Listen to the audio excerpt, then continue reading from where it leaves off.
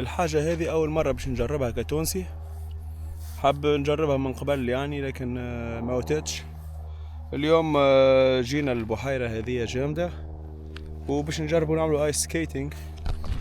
دوما الباتيناج نتاعنا حاضرين، جوست نلبسوا الباتيناج ونعملوا ونشوفوا الامور. خليكم معنا.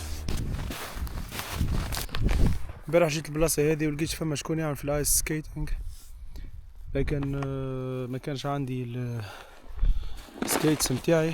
جيت توا نلقى، حبيت ان نعمل زاد ايس سكيتنج في البحيرة هذه مادام متجمدة، لكن الحق انه لقيتها ريسكي، تعرف ما شادة روحها يعني ريسك.